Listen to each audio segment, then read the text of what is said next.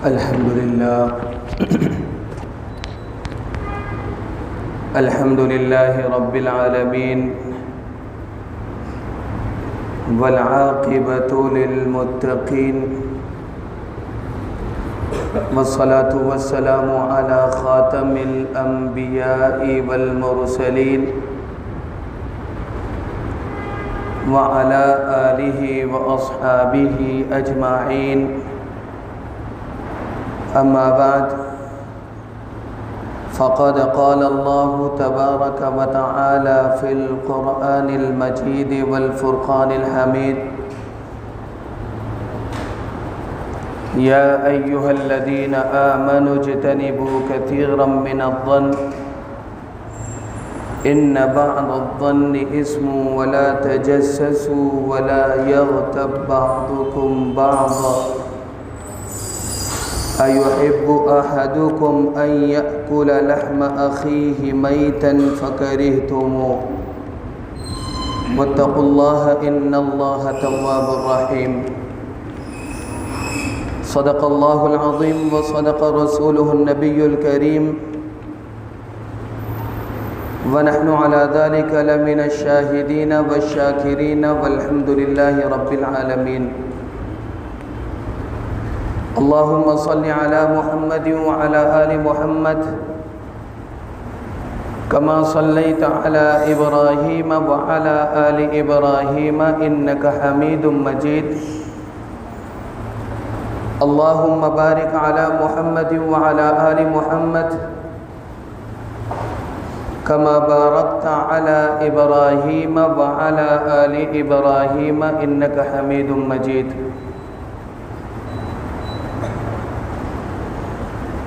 میرے انتہائی واجب الاحترام قابل صد تکریم حضرات بزرگان دین اور میرے عزیز ساتھیوں،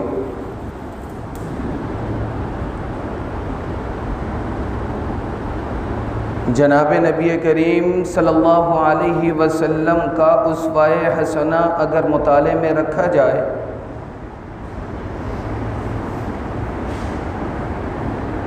اور قرآن مجید کی جو تعلیمات ہے اس کو بغور دیکھا جائے، پڑھا جائے، سمجھا جائے،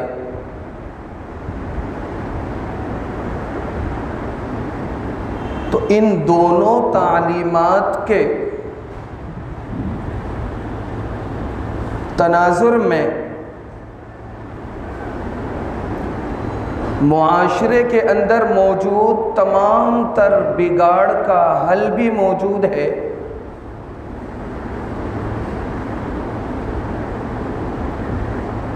بہترین اسلامی معاشرہ کیسے مرتب کیا جاتا ہے،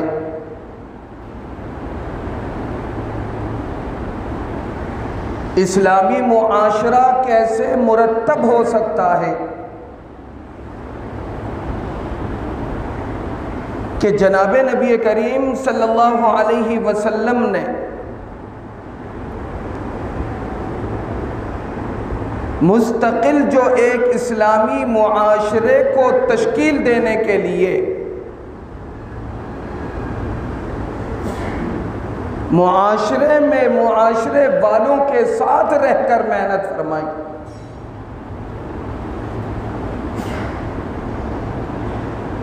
ہم نے ان اصول اور ضابطوں کو ملحوظ رکھنا ہے. اگر تو وہ اصول اور ضابطے جو بہترین معاشرے کو تشکیل دینے کے لیے خلاق عالم نے قرآن مجید میں نازل کیے ہیں، ان اصول اور آداب کو ملحوظ نہ رکھ کر ہم اپنے فرسودہ نظام کے ذریعے سے معاشرے کو بہترین انداز میں چلانا چاہیں، آپس میں اخوت اور بھائی چارگی کو فروغ دینا چاہیں، آپس میں ایک دوسرے کو برداشت کرنے کی صلاحیت سکت اپنے اندر پیدا کرنا چاہیں، ایک دوسرے کے دکھ میں شریک ہونے کا جو نبوی تعلیم ہے اس پر عمل پیرا ہونا چاہیں، پڑوسیوں کے حقوق کو مد نظر رکھنا چاہے، اپنے گھر کے جو افراد ہیں ان کے حقوق کو مد نظر رکھنا چاہے، تو میرے عزیزو یہ بات یاد رکھیے گا، ان اصول معاشرت اور آداب معاشرت کو ملحوظ رکھنا ضروری ہے کہ جن اصول اور آداب کو خلاق عالم نے قرآن مجید کے ذریعے سے مجھ تک آپ تک پہنچایا، اور جناب نبی کریم صلی اللہ علیہ وسلم کی جو پریکٹیکل لائف تھی اس نے مجھے اور آپ کو بتایا۔ اگر قرآن مجید کی آیتوں پر غور کیا جائے، آداب معاشرت اور حقوق معاشرت کے حوالے سے قرآن مجید میں 21 سے 25 آداب مختلف مقامات پر ملحوظ ہیں۔ صرف سورہ اسراء کو لے لیں، جہاں اللہ پاک نے باپ کے حقوق کا ذکر کیا ہے، اس کے نیچے معاشرے کے جو بہترین آداب اللہ تعالیٰ نے ذکر کیے ہیں وہ 15 سے 16 آداب ہیں۔ 15 سے 16 آداب وہ ہیں، اور سورہ حجرات کو اگر آپ پڑھیں دوسرے رکوع سے لے کر آخر تک یہاں کچھ منتشر آداب ہیں۔ اب سورہ حجرات کی جو آیت میں نے آپ حضرات کے گوش گزار کی، یا ایھا الذین آمنوا اجتنبوا کثیرا من الظن ان بعض الظن اسم ولا تجسسوا ولا یغتب بعضکم بعضا۔ ان 25 یا 26 آداب میں سے سورہ حجرات کی اس آیت میں اللہ پاک نے بنیادی 3 آداب ذکر فرمائے۔ بنیادی 3 ایسے آداب ذکر فرمائے کہ اگر ہم معاشرے میں ان آداب کو رائج کر لیں، معاشرے میں اگر ان آداب کا ہم چل چلاؤ کر لیں، اس کا جو بہترین فائدہ ثمرہ ہماری زندگی میں مرتب ہوتا ہے وہ یہ ہے کہ ہم کبیرہ گناہوں سے بھی بچیں گے، اور سنت نبوی پر عمل پیرا ہونے کی وجہ سے ایک اسلامی معاشرہ تشکیل دینے کے لیے جناب نبی کریم صلی اللہ علیہ وسلم نے جو محنت فرمائی تھی، جناب نبی کریم صلی اللہ علیہ وسلم کا جو اسوہ حسنہ عملی طور پر امت کو دیا گیا، اس پر ہم عمل پیرا ہوں گے۔ میرے عزیزو، آج معاشرے میں میں عموماً کہہ دیا کرتا ہوں، اور اسی طرح جمعے کے بیانات میں کہا کرتا ہوں، معاشرے میں اخوت، بھائی چارگی اور اسی طرح برداشت کا اتنا فقدان ہے کہ ہم پنجگانہ نمازی، جن کا ہمارا ذہنی طور پر، تصورات کے طور پر، تخیلاتی طور پر ہم آہنگی نہ ہو، ہم مسجد میں داخلے کے لیے بھی مختلف دروازوں کا انتخاب کرتے ہیں، جبکہ اللہ پاک نے امت محمدیہ علی صاحبہ الف الف تحیہ کے شرف میں دن میں پنجگانہ نماز کا جو اجتماع لازم قرار دیا گیا ہے، یہ امت محمدیہ کی وحدت کو بتلانے کے لیے، امت محمدیہ کے آپس میں ایک دوسرے کے ساتھ جو تعلق ہے اس کو فروغ دینے کے لیے، اور اس کو باور کرانے کے لیے کہ امت محمدیہ کے جو افراد ہیں، کلمہ گو جو مسلمان ہوا کرتے ہیں، ان میں رنگ کی بات نہیں ہوتی، نسل کی بات نہیں ہوتی، طبقاتی امتیاز کی بات نہیں ہوتی۔ جب اس خلاق عالم کے دربار میں آتے ہیں تو پھر محمود اور ایاز ایک جیسے ہوتے۔ میرے عزیزوں، میرے دوستوں، میرے بزرگوں، 3 آداب حقوق معاشرت جو اللہ رب العزت نے سورہ حجرات کی اس آیت میں ذکر کی ہے، اس کو ملحوظ رکھیے۔ پہلا حقوق معاشرت، ان بعض الظن اسم، اللہ تعالیٰ نے فرمایا کہ ہماری جو سوچیں ہوتی ہیں، جسے ہم آسان الفاظ میں کہہ سکتے ہیں بدگمانیاں، بدگمانی سے اجتناب۔ نمبر 2 حقوق معاشرت۔ نمبر 2، کسی کو رسوا کرنے کے لیے، ذلیل کرنے کے لیے، نیچا دکھانے کے لیے، اس کے عیوب کی پرچار کے لیے اس کے پیچھے لگنا، جس کو کہتے ہیں ٹو لگنا، کسی کی ٹو پر لگنا۔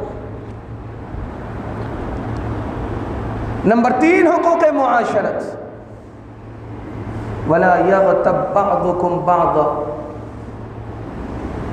کہ ایک دوسرے کے لیے، ایک دوسرے کے خلاف غیبت کرنا۔ یہ وہ 3 بنیادی حقوق ہیں۔ اللہ کی ذات سے امید یہ ہے کہ اگر ان 3 کو سدھار لیا تو انشاءاللہ باقی 23 24 بھی سدھر جائیں گے۔ نمبر 1، یا ایھا الذین آمنوا اجتنبوا کثیرا من الظن، اے مومنو، اللہ پاک کا ایک خاص اسلوب ہے قرآن مجید میں۔ حضرات مفسرین نے لکھا ہے کہ جب اللہ تعالیٰ بہت پیار اور محبت کے ساتھ اپنے ماننے والوں کو مخاطب ہوتے ہیں تو فرماتے ہیں یا ایھا الذین آمنوا، اے ایمان والو۔ جس طرح ہم اپنے چاہنے والے کو اے جان کے ٹکڑے، اے جگر کے ٹکڑے، اے میرے لخت جگر کہہ کر مخاطب ہوتے ہیں، تو اللہ تعالیٰ کا حسن تخاطب مفسرین کا اس وقت اجماع ہے کہ مفسرین کہتے ہیں کہ اللہ تعالیٰ یہ انداز اختیار کرتے ہیں، اے ایمان والو، اے مجھ پر ایمان لانے والو۔ یہ انداز کیوں اختیار کرتے؟ اس وجہ سے کہ لا الہ الا اللہ محمد الرسول اللہ کہنے کو تو اس بات اور نفی پر مشتمل 2 جملے ہیں، اس بات اور نفی پر 2 جملے ہیں۔ اس بات پر اللہ رب العزت کی وحدانیت کا اس بات بھی ہے، اس کے تمام صفات کا اس بات بھی ہے، اور نفی میں اپنے وجود سمیت ہر ذرے کی نفی ہے۔ تو کلمہ لا الہ الا اللہ محمد الرسول اللہ کوئی مختصر چیز نہیں ہے۔ اس کلمے کے بغیر تو اسلام میں انٹری بھی ممکن نہیں، اسلام میں انٹری ممکن نہیں۔ تو اللہ رب العزت فرماتے ہیں یا ایھا الذین آمنو، اگر کوئی آپ کا چہیتا غلطی کرتا ہے تو سدھارنے کا ایک طریقہ تو یہ ہے کہ آپ ڈنڈا لے کے مسلط ہو جائیں، لیکن تجربہ یہ ہے کہ اگر آپ سدھار کے لیے ڈنڈا لے کر مسلط ہوتے ہیں، حکمت بصیرت اور مصلحت کا دامن چھوڑ دیتے ہیں تو اصلاح نہیں ہوتی۔ وہ جس کی اصلاح آپ کرنا چاہ رہے ہوتے ہیں وہ مزید ڈٹائی پر اتر آتا ہے۔ اچھا آپ نے مار کے کیوں بولا؟ بچے بھی بولتے ہیں آپ نے مار کے کیوں بولا، میں تو چھوڑوں گا ہی۔ آپ نے مار کے کیوں بولا، میں نے تو اسکول جانا ہی نہیں۔ آپ نے مار کے کیوں بولا، میں نے تو نماز کے لیے جانا ہی نہیں۔ تو اگر آپ اسے پیار محبت سے سمجھاتے ہیں، بیٹے نے غلطی کر دی، ہر وقت ڈنڈا اٹھانا ضروری تھوڑی ہے۔ آپ پیار محبت سے سمجھا دیجئے، چیز کھلائیے، چیز دلائیے، اس کے مزاج کے موافق اس کے ساتھ برتاؤ کیجئے، اور اس کے بعد اسے کنارے پہ لے جا کر کہیے کہ بیٹا یہ کام اس طرح نہیں کیا جاتا، یہ برا ہوتا ہے، غلط ہوتا ہے، لوگ اسے برا سمجھتے ہیں، یہ اچھی بات نہیں ہوتی۔ جب آپ نے اس کے مزاج کے موافق اس کے ساتھ برتاؤ کر کے اسے سمجھایا تو یہ سمجھانا ایسے کام آئے گا کہ زندگی بھر اس کام کی طرف وہ بچہ متوجہ نہیں ہوگا۔ تو اللہ پاک کا انداز تخاطب دیکھیے، یا ایھا الذین آمنو، اے میرے صفات اور ذات پر ایمان رکھنے والے، اجتنبوا کثیرا من الظن، اجتنبوا کثیرا من الظن، آپ اور میں کہہ دیا کرتے ہیں کہ یہ غلط ہے۔ کیوں غلط ہے؟ میرا فیصلہ ہے، میرا دل کہتا ہے، میرا تجربہ کہتا ہے غلط ہے، لیکن اللہ رب العزت فرماتے ہیں کہ آپ کا تجربات، آپ کے تجربات، آپ کی سوچ، آپ کا فیصلہ معیار حق نہیں ہے۔ شریعت نے آپ کی سوچ کو معیار نہیں بنایا، آپ کی چاہت کو معیار نہیں بنایا، آپ کے تجربے کو معیار نہیں بنایا۔ شریعت نے جس کو معیار بنایا ہے اسے آپ معیار بنا کر اس سانچے میں ڈھل کر فیصلہ کریں، اپنی سوچ کو استوار کریں، تو پھر آپ کی سوچ کا اعتبار ہے، ورنہ آپ کی ہر سوچ کا اعتبار نہیں ہے۔ آپ کی ہر سوچ کا اعتبار نہیں ہے۔ علامہ قرطبی فرماتے ہیں اس جگہ یا ایھا الذین آمنوا اجتنبوا کثیرا من الظن، ظن جو یہاں پر ذکر کیا گیا ہے یہ تہمت کے معنی میں ہے، تہمت کے معنی میں، کہ آپ نے کسی کے بارے میں رائے قائم کر دی، آپ کے رائے قائم کرنے کی وجہ سے وہ شخص چور بھی ہو گیا، وہ شخص چمار بھی ہو گیا، وہ شخص بے نمازی بھی ہو گیا، وہ شخص فاسق بھی ہو گیا، وہ شخص فاجر بھی ہو گیا، صرف کس بنیاد پر کہ آپ کا جو اپنا جمع خرچی ہے، یعنی آپ کی جو بدگمانی ہے، اس بدگمانی نے یہ آپ کو فیصلہ کرنے پر مجبور کیا کہ فلاں شخص ایسا ہے، فلاں شخص۔ میرے عزیزوں، میرے بزرگوں، یہ بات یاد رکھیے گا کہ شریعت نے دوسرے پر فیصلہ کرنے کا اختیار آپ کو نہیں دیا، دوسرے کو کافر بنانے کا اختیار آپ کو نہیں دیا، دوسرے کو فاسق بنانے کا اختیار آپ کو نہیں دیا۔ کسی کو فاسق بنانے کے لیے آپ سرٹیفکیٹ جاری کر دیں، یہ اختیار آپ کے پاس نہیں ہے۔ باب الاستغفار والتوبہ میں احادیث مبارکہ میں ایک واقعہ ذکر ہے، رونگٹے کھڑے ہو جاتے۔ دو دوست تھے،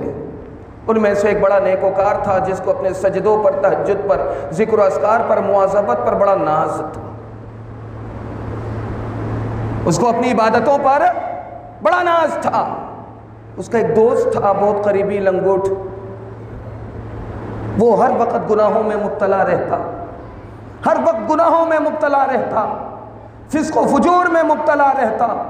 جب کبھی یہ متقی پرہیزگار عبادت گزار صوم و صلات کا پابند اسے دیکھتا تو اسے ٹوکتا کہ بھائی تم ہر وقت گناہ میں مبتلا رہتے ہو، ہر وقت گناہ میں مبتلا رہتے ہو۔ ایک دن ایسا آیا کہ کسی بڑے گناہ میں مبتلا اسے پایا۔ اب جو اس کا دوست تھا متقی پرہیزگار، اس نے جذبات میں آ کر کہہ دیا کہ خدا کی قسم اللہ تعالیٰ تیری مغفرت نہیں کرے گا، کیا تو اس وجہ سے پیدا کیا گیا ہے؟ اللہ رب العزت کی قدرت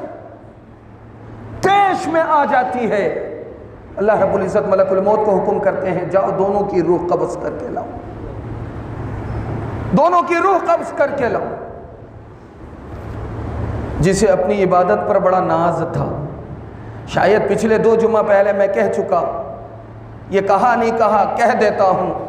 کہ ہمیں اپنی عبادتوں پر ناز کرنے کے بجائے توفیق خدا بندی کا شکر ادا کرنا چاہیے، کیونکہ ناز کرنے والوں سے توفیق سلب ہو جاتی ہے۔ نیکی کی توفیق ہو جائے، شکر ادا کریں، اپنی نیکیوں کو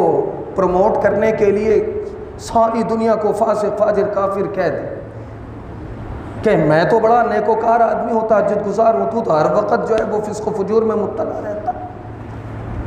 اللہ تعالیٰ نے تجھے ذاتیات کے کسی ذاتیات کو چھیڑنے کا مکلف نہیں کیا۔ اگر اللہ تعالیٰ نے تمہیں توفیق دی تھی تو اس کا شکر ادا کرنا چاہیے تھا۔ لئن شکرتم لأزیدنکم، اگر تم نے اسے ذکر کیا اور اپنے آپ کو معاشرے میں برتر قرار دینے کے لیے، وَلَئِن كَفَرْتُمْ إِنَّ عَذَابِي لَشَدِيدٌ، تو دونوں کی روح قبض کرنے کے بعد جو نیکوکار تھا، اللہ تعالیٰ نے اس سے سوال کیا تو کون ہوتا ہے جو میری مغفرت اور رحمت کے حوالے سے قسم کھائے؟ اس نے اپنے دوست کو کہا تھا نا کہ خدا کی قسم اللہ رب العزت تیری مغفرت نہیں کرے گا، تو کون ہوتا ہے کہ میری رحمت اور تصرف پر قسم کھانے والا؟ جہنم کے داروغے کو کہا جاتا ہے اسے اوندھے منہ گھسیٹتے ہوئے جہنم میں ڈال دو، میری قدرت پر قسم کھانے والے تم کو۔ اور جو گنہگار تھا، فاسق تھا، فاجر تھا، ہر دفعہ گناہ کرنے کے بعد جب اسے ٹوکا جاتا وہ یہی کہتا کہ میرا رب بڑا غفور ہے، معاف کر دے گا، میرا رب بڑا غفور ہے، معاف کر دے گا، میرا رب بڑا غفور ہے، معاف کر دے گا۔ میرے دوستو، میرا رب بڑا غفور ہے، معاف کر دے گا، جس کی امید یہ تھی جنت کے فرشتوں سے کہا لے جاؤ اسے جنت میں ڈال۔ تو میرے عزیزو، میرے بزرگو، یا ایھا الذین آمنوا اجتنبوا کثیرا من الظن، معاشرے میں جو یہ فرق مراتب ہے، معاشرے میں جو یہ برداشت نہ کرنے کا جو ایک وتیرہ چل پڑا ہے، ایک دوسرے پر طنز و مزاح کرنے کا، ایک دوسرے پر جملے کسنے کا، ایک دوسرے کو کافر کہنے کا، فاسق کہنے کا، فاجر کہنے کا، ان بعض الظن اسم، یہ آپ کی اپنی جمع خرچی ہے، شریعت نے اس کا اعتبار نہیں کیا۔ میرے عزیزو، حدیث شریف میں واضح طور پر آتا ہے، حدیث شریف میں واضح طور پر آتا ہے کہ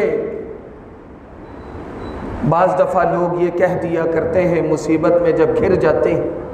ہر طرف سے مصیبت ہی مصیبت، جہاں قدم اٹھائے مصیبت پہلے سے استقبال میں منتظر، مصیبتیں منتظر کھڑی، تو لوگ کہہ دیا کرتے ہیں، ہاتھ اٹھا کر 2 درجن لوگوں کو تو میں نے سنا دیکھا کہ ارے یہ مصیبتیں ہمیں ہی، ان مصیبتوں نے ہمیں ہی دیکھا ہے، اللہ رب العزت ہمارے معاملات کو حل کیوں نہیں کرتا؟ کیا ہم ہی دکھے ہیں مصیبت کے زد میں آنے کے لیے؟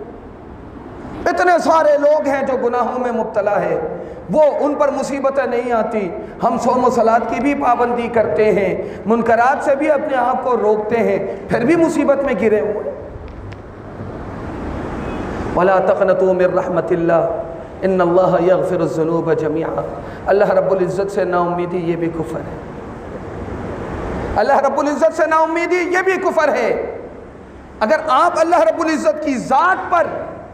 یہ امید رکھتے ہیں، یہ نا امیدی جو ہے وہ اللہ رب العزت کی ذات کے ساتھ وابستہ کرتے ہیں کہ اللہ پاک میری مشکلات کو حل نہیں کرتا، یہ بات یاد رکھیے گا۔ حدیث شریف میں آتا ہے انا عند ظن عبدی بی اذا ذکرنی فی نفسی ذکرتہ فی نفسی واذا ذکرنی فی ملئ ذکرتہ فی ملئ کان خیرا۔ انا عند ظن عبدی بی، میں اپنے بندوں کے گمان کے ساتھ پرواز کرتا ہوں، میں اپنے بندوں کے گمان کے ساتھ پرواز کرتا ہوں۔ جیسی امید آپ اپنے رب سے رکھیں گے اللہ تعالیٰ نے ویسی معاملہ رکھنا، اور اگر نا امیدی میں پڑھ کر کفران نعمت کرتے ہوئے سری کفر میں مبتلا ہونا ہے، ناشکری میں مبتلا رہنا ہے، تو یہ بات یاد رکھیے گا کہ میری عبادتیں ریاضتیں کسی کام کی نہیں، میری عبادتیں اور ریاضتیں کسی کام کی نہیں۔ تو اس وجہ سے معاشرے میں جو آج طبقات کا جو فرق ہے، لوگوں کے درمیان جو فرق ہے، جبکہ جناب نبی کریم صلی اللہ علیہ وسلم کا واضح فرمان ہے کہ لا فضل لعربی علی عجمی ولا لأحمر علی اسود، کہ کسی کالے کو گورے پر فضیلت نہیں، کسی عربی کو غیر عربی پر فضیلت نہیں، انسان تو سارے برابر ہے۔ تو یہ طبقات کا فرق صرف اور صرف میرا اور آپ کا ذاتی فیصلہ، میرا اور آپ کا ذاتی فیصلہ ہے۔ اب فیصلہ آپ نے کرنا ہے کہ میں نے ذاتی فیصلہ کرنا ہے یا شرعی معیار پر فیصلہ کرنا ہے، شرعی معیار پر فیصلہ کرنا ہے یا میں نے ذاتی اپنے طور پر فیصلہ کرنا ہے۔ تو ابو بکر جساس اپنی تفسیر میں لکھتے ہیں کہ زن گمان اس کے بھی مختلف درجات ہیں، 4 درجے، ایک حرام ہے، ایک جائز ہے، ایک مباح ہے، ایک مندوب ہے۔ حرام گمان یہ ہے کہ آپ اللہ رب العزت پر غلط گمان رکھیں کہ اللہ رب العزت نے مشکلات میں مجھے ہی ڈالا ہوا ہے، مشکلات میں اور امتحان میں مجھے ہی ڈالا ہوا ہے۔ ایک آزمائش سے نکلتے نہیں ہیں، ڈھیر ساری آزمائشیں راہ تک رہی ہوتی۔ اس قسم کا گمان رکھنا یہ ناجائز ہے، حرام ہے، کفران نعمت کے مترادف ہے۔ نمبر 2، جائز گمان، آپ نے عدالتوں میں جانا ہے، معاملات کا فیصلہ کرنا ہے، آپس میں لین دین کے معاملات ہو یا معاشرت کے کوئی بھی معاملات ہو تو اس میں گواہ پیش کیے جاتے ہیں۔ شریعت نے ایک معیار بنا دیا کہ آپ نے عادل گواہ پیش کرنے ہیں، یعنی معقول انسان، نامعقول آدمی نہیں کہ جسے خدا کا خوف بھی نہ ہو، معقول انسان پیش کرنا ہے۔ اگر کسی معاملے میں، کسی معاملے میں 2 معقول انسان گواہی دے دیں تو پھر آپ کا یہ گمان رکھنا کہ یہ سچے ہوں گے، کیوں؟ اس وجہ سے کہ ظنوا بالمؤمنین خیرا، جو بظاہر آپ کو دیندار لگتے ہیں، نیک لگتے ہیں، متقی لگتے ہیں، تو آپ کو سمجھنا پڑے گا، ماننا پڑے گا کہ دیندار ہے، متقی ہے، پرہیزگار ہے، کیونکہ اس کے اندر کو کھرے دینے کا اختیار آپ کو شریعت نے نہیں دیا۔ تو یہ جائز گمان ہے کہ 2 گواہ آ گئے، دکھنے میں اچھے لگتے ہیں، مناسب لگتے ہیں، دیندار لگتے ہیں، دیانتدار لگتے ہیں، امانتدار لگتے ہیں، تو آپ ان کی گواہی سن کر فیصلہ کر دیں، ان کی گواہی کی بنیاد پر معاملے کا فیصلہ کر دیں۔ یہ جائز صورت۔ اور مباح صورت، مباح اور مستحب صورت، رات کے اندھیرے میں آپ کہیں کھڑے ہیں، اب ایسی جگہ کھڑے ہیں جہاں پر قبلہ متعین نہیں، یہ تبلیغی حضرات جو سفر پر ہوتے ہیں، خیر وہاں تو ان کے جو ہے وہ معاون جو ہوتے ہیں وہ بتا دیا کرتے ہیں علاقے کے، بہت سارے مقامات ایسے بھی ہوتے ہوں گے کہ جہاں کوئی معاون نہیں ملتے، جہاں کوئی نصرت کرنے والے نہیں ملتے،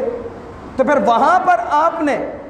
اپنے اختیار سے ظن غالب کی بنیاد پر سمت قبلے کا تعین کرنا ہوتا ہے اور نماز ادا کرنی ہوتی ہے۔ تو یہ جو آپ نے سمت قبلے کا تعین کیا، یہ مباح اور مستحب کے درجے میں،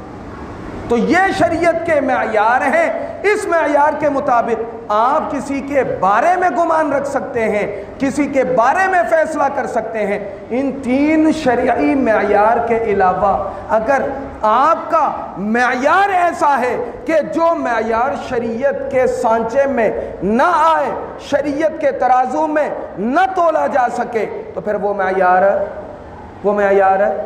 درست نہیں ہے۔ ان معایر کو ختم کرنا ضروری ہے تاکہ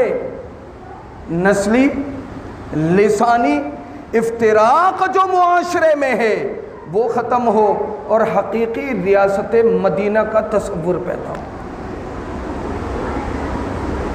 کیونکہ جناب نبی کریم صلی اللہ علیہ وسلم نے ان آداب کو اور حقوق کو رائج کرنے کے لیے مدنی زندگی میں 23 سال محنت فرمائی۔ آج ہم اگر ان حقائق سے چشم پوشی کرتے ہوئے اپنے ہی فرسودہ نظام مرتب کر کے معاشرے کی اصلاح چاہیں، معاشرے کو وہ مثالی معاشرہ بنانا چاہیں،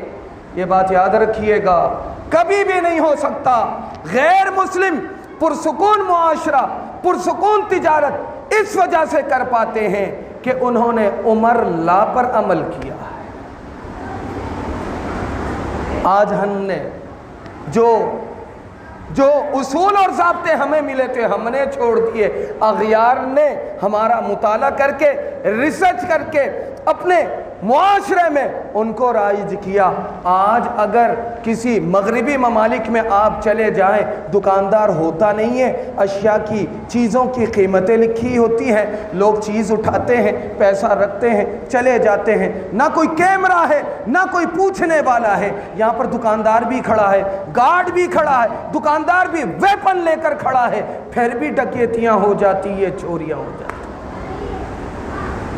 تو اس لیے میرے عزیزوں، میرے دوستوں، میرے بزرگوں، حقوق معاشرت جو سورہ حجرات کی اس آیت میں 3 ہیں، ان میں سے پہلا جو ہے وہ بدگمانی سے اجتناب، وہ میں نے آپ کے گوش گزار کی۔ اللہ تعالی ہمیں اس پر عمل کرتے ہوئے بدگمانی سے بچنے کی اور اپنے عیوب پر نظر کرنے کی اور اپنے عیوب کی اصلاح کی اللہ رب العزت ہمیں توفیق عطا فرمائے۔ وآخر دعوانا ان الحمدللہ رب العالمین۔